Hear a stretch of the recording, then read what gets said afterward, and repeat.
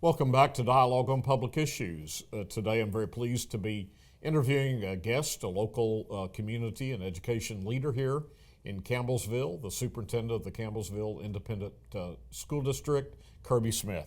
Kirby, welcome back. Thank you. Glad to be back. It's a pleasure to sit down with you once again and talk about the state of the Campbellsville Independent Schools and what's going on there. It's always exciting to be here and appreciate the opportunity. Well, we appreciate it very much and appreciate the good work that's going on in the Campbellsville City Schools. Give us an update on what all's going on right now during and with the fall semester, some of the highlights from the 2019 fall semester. Well, it's hard to believe we're sitting here and we're in the middle of January. Yes, it seems like it was August just the other day. Yes. But things are going well. The second semester is off to a great start. But going back to the first semester, some of the highlights, I'll start with our elementary school. Back in the summer, we had a gentleman by the name of Caden Lawhorn who competed at the National Beta Convention in the area of math and won. So we have a national champion. Excellent. So that was very exciting. Also at the elementary level, our first and second grade football team went through the regular season undefeated and tournament champions. So first and second grade football team. Yeah, I didn't even know such a team existed. And it's that's great. It's pretty competitive. Yeah. they get after it. So hats off to those folks, the parents and the kids and the coaches. We have been very fortunate the last couple of years. We have a young lady by the name of Chloe Thompson, who is serving this year. She's about to give up her title there, but serving as the state and national vice president for junior beta. And then this next week we have a group going to the convention, and we have a student run for president, state president Jacqueline Jackson. So very busy time. A lot of kids doing some great things, and even the year before that, Chase Horde was the first state officer we had, and he went on to win a national office and secretary. So our beta program is really doing well at the middle school level. At the high school level, had a great fall. We received our ACT scores, 19.7 composite, second highest in the area, only behind E-Town High School. Right. So we're very excited about that. A lot of individual accomplishments through their different sports and activities. We had the district, region, and state player of the year in Class A in Malachi Corley. We've got the Congressional App Challenge winner for the third year in a row. We've got kids that Colin Harris qualified for the state Class A golf. We had a gentleman that qualified for All-State Band, Connor Riley. So just a lot of great things going on in all schools, in which springboard just right into the spring semester, and got a lot of exciting events coming up, and just looking forward to a successful spring. The one thing that occurred during the fall semester that's new, not only for the Campbellsville Independent Schools, but for all of Kentucky, was the so-called five-star rating system. I know it had another name, but I call it the five-star rating system for Kentucky schools. From your perspective, how did it work? Do you think it's an improvement over the prior system? And in general, how did the Campbellsville schools do?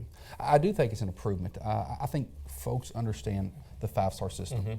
You know, you go to stay at a hotel, you understand between a one-star and a five-star. So I think it's probably more user-friendly. It's actually more user-friendly if you were to get on the KDU website and look for school report card. It's a lot more easier to navigate. You can pull up several districts and look and see how your district is performing against other districts. When it comes down to how you actually receive your stars, there's still some things that I am concerned about. We were 3 stars across the board, except our high school was a 4-star, but we were dropped to a 3-star because of one area. You can't be a 4 or 5-star if you have a certain area that you're not meeting in. So, they say you're a 4-star, but then they're going to take you back to a 3. And we provide a better education than 3-star. I think we're a 5-star district, and I'll never waver from that. I see what we do every day. So I think there's still some, with anything, it's new. I think we have to take our time. It is, like I say, user-friendly, so I think it's a step in the right direction. I'm okay with the old system. I'm not sure anybody ever quite understood it. I suppose educators like yourself did, but lay people, I don't think the general public really ever quite grasped what it meant. When we struggle at sometimes, and we're in that dialogue, and we talk all the time, and we have to look at it that long. Your average person is not going to, and so when they can't, they're just it's going to tune them out. So you can, in a 5-star system, you understand, hey, 3 stars, not bad, they're doing pretty good, but I would encourage folks, if you have a concern, if you say, with 3 stars, just average, I'd like to have better, stop by your schools. Stop by and Right. visit any of our schools, talk to our principals, and you'll see a 5-star education. So, I've heard others, and even in some of my reading and observation through the media, there have been others that make the point that just the slightest deficiency on our statistical variance in just one small area dropped you. Absolutely. In the official final ranking, when Right. in fact your overall score or rating, however it was done, compilated, you were actually a 4 or 5 star, whatever. So and that's what we have in our high school level. Yeah. We're 4-star, and just a small little glitch there gets us to the other. So yeah.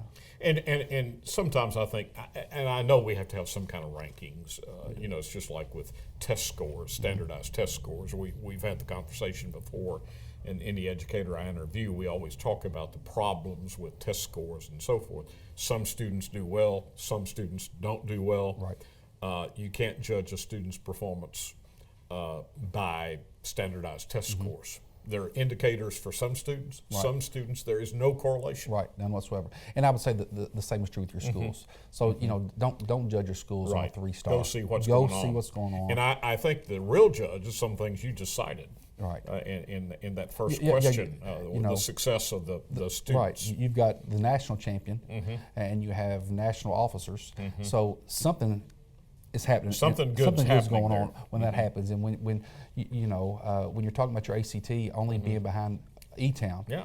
E-Town's kind of the one that Yeah, everybody looks at. that's kind of the gold That's the standard gold in this standard. area Right. among and school so, districts. that's pretty impressive. So once again, that's why we say, hey, listen, you might assign us a 4-star and drop us to a 3-star, but we feel like we're a 5-star. Sure, Yeah. sure. Now, some of the highlights that are going on during the spring semester that, as you said, we're well into it. Right. Well, you'll have your typical your sports. Will be starting up here before long as we finish the winter season. But that spring just really gets really busy with your drama productions, your musicals. You have all sorts of programs that to wind up the year. Something that the elementary school started last year was a kindergarten night. So this will be the second year. So we'll have a kindergarten night open for all incoming students that are going to be in kindergarten, for parents and students. You don't have to be thinking that you're going to attend Campbellsville, so it's open to everybody. And just kind of a time where you can see what it is, kind of break that transition from whether it be preschool or whether it be daycare, and to get them into the schools. It was a great night, fun event, and so we'll have that again. But spring gets very, very busy with your graduations and your class nights, and like I say, winding down your winter activities here in the next little bit and jumping right into the spring. But it's a busy time, definitely. It's always a busy time and a happy, sad time too, It is. particularly for your seniors. Right. To see that group of Right. young people Yeah. finish up, and the ones that you have seen come through And the to watch system them mature and for work. 13 years or whatever. Yeah, right. It's a good night. I tell you, you kind of learn what our district's all about when you get to class night, and you see those students where they started and where they end up, and just and for our staffs, because that night is the culminating event, and a lot of times a lot of the I guess I would say the spotlight maybe gets put on the high school, because that's where they end. But for those kids to get to that point, you're talking about that preschool teacher that Right. hugged that kid every day that was Absolutely. crying. That first and second grade teacher and kindergarten teacher that's teaching those kids to read, and while they're also cuddling them because they're missing mom, and the middle school years where the kids are not really sure what's Exactly. going on. Exactly. It just takes everybody to get those students to that point. And I would say, we've got a district of folks that do a great job of getting those kids to that point. We do. Each of those levels have their own special traits. Yes, they do. And those that are called to do, because I consider it calling. It is a calling. If a teacher is a good teacher, which 99.9% of Right. the public school teachers are outstanding professionals, gifted, and they're called to be doing what they're there as a ministry and Right. a gift from Absolutely. God. But each of them, a kindergarten and elementary teacher would not be a good high school teacher. Right. You couldn't pull them out and try. You could not. A few people could Right, go, but right. most people have a calling to a certain age. And that's the key to leadership in our roles, is we got to make sure we get people in their places where they're where they serve the best, and where they can most impact our students. And so you just can't have folks just anywhere. And so we've done a great job. We've got great people, and they're doing good things for our kids every day. It's exciting. That's wonderful. Now, one of the areas that has been a recent initiative in the city schools is the Eagle Center of Innovation. Now, tell us about that. iEagle. Yes. iEagle. iEagle. Okay. Yes. Okay. No. You got. Okay. We're in our first year. It's for students in grades 4 through 7, and it's more of a hands-on. It's kind of a mixture between performance-based and project-based. You walk into the classroom, and it's not like any classroom that you would typically see in elementary school. Okay. Kids are working together on projects. They're having to work with adults outside of the community. So it's getting those students, and our goal and our mission for iEagle is to get the kids out of the seats, get them excited about learning, and to help them find their passion. What are you passionate about? Now, 4th and 5th grade, they can be passionate about a lot of things, and that's okay. We want them to be able to explore a lot of areas, so therefore we have kids out in the community as early as 4th and 5th grade doing a little job shadowing for a day. We've had students at the university, we've had students at a lot of places. And once we start igniting those passions, getting to think, our job as a teachers is to take that passion, and then how do we tailor their education to their passion? And so we have seen kids make huge strides in their leadership ability, their soft skills, able to look you in the eye and talk to you, be able to present without having to read a piece of paper. And so it's just been something that we've been really excited about, and hopefully, we're having some discussion right now of expanding that and dropping down and possibly picking up our 3rd graders for next year and expanding it into 8th grade. So it's something that we're very excited about. It's a lot of work. It's a lot of work on the teachers, because it's not sit and get. It's not hand you a worksheet. It's not open a book. But the kids like it. Kids are enjoying it. It's not a curriculum that's tailor-made that you can order up. And you can't find it. Right. Right. That saying that you're kind of building the plane as we go. We're kind of doing that. Right. But something needs to be done, and it's we're trying to take that and not to be able to just do it in iEagle, but to be able to do it across all settings. All kids need that. If you and I had to sit for 6 hours straight and didn't get to move a whole lot, I couldn't do it. I had to, but I would have to get up, move around a lot, and move. So. Like I said, we're excited, and what's going on and where it could go, where it could lead. Now, the kids today are extremely intelligent and extremely bright, and their attention span needs to be captured rather quickly. Right, you have to. If not, they're going to find a way they'll find something that takes their attention. Exactly. We have a maker space, you can call it maker space, breaker space, whatever you want to, where kids can explore. So we might have some stuff, and we'll have some computers in there that no one's using, and we just say tear it down and figure it out. We've got areas where we're culinary. Where kids, if they're interested in cooking and culinary, things like that, we've got kids doing that have done some community projects and raised hundreds of dollars and then donate that back to a local charity. And they're planning these things on their own. We had a big Thanksgiving feast that was planned strictly by all the kids. And so they're just taking a lot of ownership, and they're having fun. Right. Education is supposed to be fun. Learning is supposed to be fun. And meanwhile, I presume they're still doing the basic academic and we functions at the end of the year, learning that they still are but responsible for. But it's different. It's not the same way. Yeah. You're not getting that necessarily opening up a book and completing pages 5 through 10, read that and answer the questions. It's not that way. So we'll see. Once these students take their test at the end of the year. But once again, it's not always about a test. Right. For me, the test, and I tell our parents, the biggest test that our kids will ever take is once they graduate and they take that next step. What does success look like for them? Have we given them opportunities? Do they have a pathway they know they want to head down? And if they don't know, then we have failed, because we need to provide them many opportunities to figure out what it is they want to do after high school, whether it be college, whether it be career, whether it be military, whether it be just going out here and getting a job. Our job is to make sure that when our students walk across the stage, that they've been given plenty of opportunities to understand what it is they want to do. Now, that could change, but it can no longer be, well, I think I want to do this because I read about it. We have to give them those experiences, and so that's what we're trying to do with with the iEagle program. And learning has to be experiential, and it's got to be. We've got to give our young people at all ages the desire for lifelong learning. I mean, because we're in an economy and a world where technology is changing rapidly, and the knowledge-based, no longer are we looking at hundreds of years for it to double, or even 50 years when I was growing up. or even 10 years, we're talking about in a matter of months. Right, it's changing. The base of knowledge is doubling. Right, in a matter of months. Right, we could buy a product today, some sort of technology, in 2 years. It's we've got to get something else. Right, it's that. So, and kids are up on that. They are, and they want that. They are. And so if they want it, we've got to find a way to provide it. So this is just a step that we're taking in that direction. I commend you for going in this direction, and the key word there is innovation. Right. And several of your high school students, I note periodically, are noted as being college and career ready. What does that mean, and why is it important? Okay, so to be college ready, you have to meet a certain benchmark on the ACT in English or reading and math. Okay? So, and if you do that and you meet those benchmarks and you're headed to college, then you don't have to take any remedial courses. If you're not, you haven't met benchmark, then you will go to college and you can still get in, but you will have to take some remedial courses that won't count toward any sort of major. They'll just be electives. So it's going to cost you a little money. So it's important that we get those students, if they feel like that they're headed to college, to meet benchmark and be college ready. To be career ready, you need to take at least 3 classes in the career pathway and earn an industry certification. And so the important part about that is if you have that industry certification in welding and you go out to get a job, well, hey, you got a leg up. Now, that doesn't mean you couldn't get a job without that certification. You can, but that just certifies you. So it's like we've talked about before.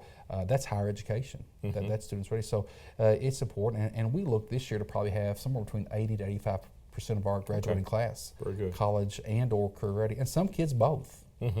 So and that's that's well above state average. I'm not really sure what the state average is, but I know that's higher than the state average. So we work really hard at, and once again that goes back to getting the kids in the right pathways, because if you get the kid in the correct pathway, something they're excited about and passionate about, they're going to take care of the bookwork, the coursework to get that industry certification. The term career pathway is very in vogue, as they say now, but it's also very serious.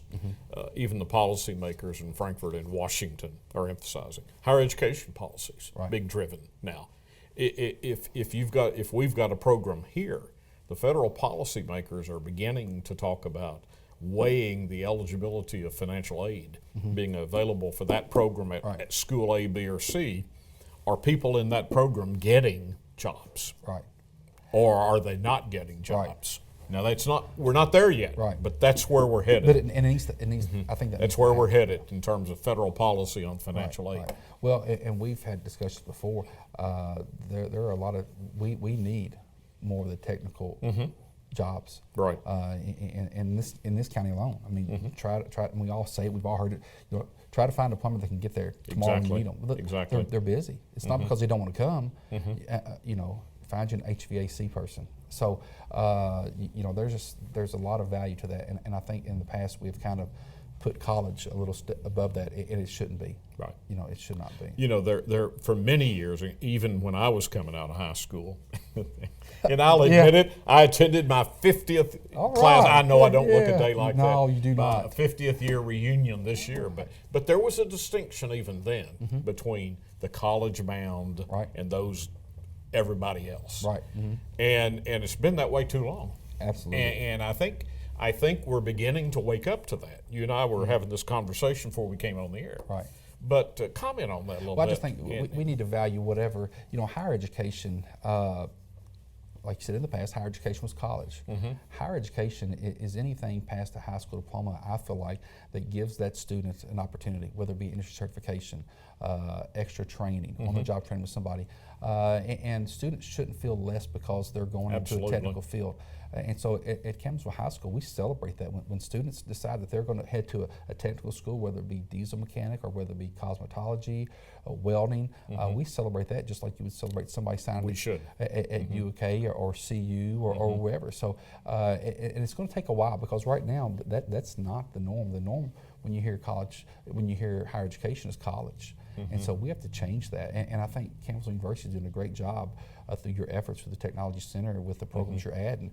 And so leading the way and allows us to make it easier for us. And then at some point, it'll be a level playing field, and it's valued the same, which it should be. So, and that's our goal, is to make every student, when they our driving vision for the last 20 years, and particularly the last 10, has been to become an institution where you could you could come and you have a menu of choices all the way from these certificates, diplomas, and licensures, Right. Which puts you into the workplace quickly. Right. At good wages. Good wages. Very Absolutely. good wages. Or a traditional 4-year degree or a graduate degree, and we even now have the PhD. Right. So, And there's still value to every bit of that. But it's all good. It's all good. You're adding another element, and you're picking up another realm of folks there that need it. I think by offering it in a place like here, at a college / university, I think it raises the banner, raises the awareness and the respect for the technical Right. entry, these programs. Because now I hear people in those programs, I'm going to Campbellsville University. Right. And that's the way it should be. Right. Now, it's not like I'm going to some inferior or secondary. Not that any of those are. Right. Any other I'm not suggesting any other school is that offers those programs, but there is a benefit when it's a part of a university umbrella, I think. And so that's why we started. Add some recognition. Last year, doing the recognition for our folks that are headed in that area. And so we say to our students, "Hey, listen, you're going to cosmetology school. That's great. We're going to recognize that because it takes everyone. So it's and the statistic. And I was trying to remember it yesterday in a conversation with someone else, but on the same subject. The number, this generation of high school students and college students will change jobs and even professions multiple times. Yeah, right. And part of that is back to this lifelong learning situation. Right. And even if they stay in the same profession, they're still going to have, every profession requires lifelong learning now. You can't get away from it. No. You have to be a life in whatever area you do because things are so much, they're evolving every day, no matter what field you're in, and you have to be prepared to learn. Right. And so that's what we're trying to teach at all of our levels there. You might think you understand, but let's dive a little deeper. Let's learn a little bit more. What else can you do? So we started asking those questions, and instead of giving the kids answers at school now, we turn around and say, well, tell me what you think. How would you do it different? And so then you get the kids to start to think. And when you allow kids to think and come up with their own ideas, they do like it. Now, they got to get used to it because we have for so long told them what to do, how to learn, instead of saying, give them the opportunity to show us how they learn best. And so, which goes back to why I think that, what we're doing there at iEagle is, a step in the right direction. So. Now, Campbellsville Campbellsville Independent Schools participating in the new Career Academy. Absolutely. Tell us about that. We sure are. Very excited about that, and this has kind of been in the works for several years. Also, Greene County. We're right now in a grant with Greene and Taylor called the New Skills for Youth, and we're in the planning stages of that. So you basically will have two centers. You have the Greene County Area Technology Center, and you have the Central Kentucky Career. So basically what we're trying to do, in short, we're trying to pool our resources to give our students more opportunities to take different classes. So, it could be that Greene County is sending folks up here to take some classes, or, we're already sending kids to Greene County, but we have kids going to Greene County, and we have students that are taking classes at the Central Kentucky Career Academy. Plus, it lends itself, if you're taking a class there and that's the direction you want to go, then you just might walk down the hall to figure out how do you go ahead another step further and sign up for that welding degree that Campbellsville has started, the welding program. So it's been, now there's a lot of work to it because when you try to bring 3 districts together to get scheduling right, to find course opportunities and when kids can do things. So, we're talking about, things, and we might end up having to Skype some classes and do some more things, but it's going well. It's not always easy work when you're trying to do that, but it's worthwhile work, and it's going to, I think it has a great opportunity to benefit all 3 of our districts and communities to give our kids those opportunities. And again, you're offering, you're leveling you're not leveling, you're equating, you're raising the bar. Right. You're equating all these different programs. Right. As post-secondary and higher education and career paths. And we're trying to make sure that's offered to Greene County, Campbellsville, and Taylor students all. And so it's going well. I think right now the classes students could take at the Central Kentucky Career Academy would be welding, nursing, and computer science, which we're providing the computer science teacher, Ms. Kessler, to the Central Kentucky Career Academy. So, she's an employee of our district, but she's housed at the Central Kentucky Career Academy. So it's a partnership, and that's what we have to do. Right. at the end of the day, it doesn't matter when you take your car to get it worked on, or if you go to the hospital, where someone graduated. We need to make sure that all of our schools are putting out a quality product. There are times where you're competing, and it's Eagles and it's Cardinals or Dragons, whatever it is, and you want to win. Sure. It's our human nature. But at the end of the day, our goal as each district, our goal is to provide the best opportunities for our students, and when they graduate, they're prepared for whatever they want to do. Now, you mentioned, we've already touched on this in the beginning, but a wide variety of activities these days in the Campbellsville schools. Yes. Tell us about some of those sports teams, other activities, clubs, et cetera. Well, obviously, we have like everyone else, your football, your baseball, basketball, soccer, tennis, swimming, track, cross country, bowling now for several years. But we've added one of our biggest programs right now. Probably has more students middle school and high school, is archery. Okay. I just had a big meet in Greene County, and we're looking at possibly adding wrestling, esports, girls soccer. So I've always been a huge component about, the more we can offer and the more kids can be a part of something, the better off, because there's an accountability piece. Right. They're tied to an adult or two, which has those conversations about your grades, about your future, what you want to do. So we're trying to have as many opportunities as we can. And I'll say this, for a small district, worldwide, we try to provide everything. We don't say, hey, well, we're small and we don't have the numbers. We try not to let that be a problem. Our Board of Education does a great job. If I go and say, hey, listen, there's a need for wrestling, or there's a need for esports, or there's a need, they're great. They get it. They understand that. And with January being Board Recognition Month, I want to give a shout out to our board members. I tell you, we recognized them the other night. 87 years experience amongst the five of them, and 27 years experience for one, 21 for one, 14, 13, 12. They've been around.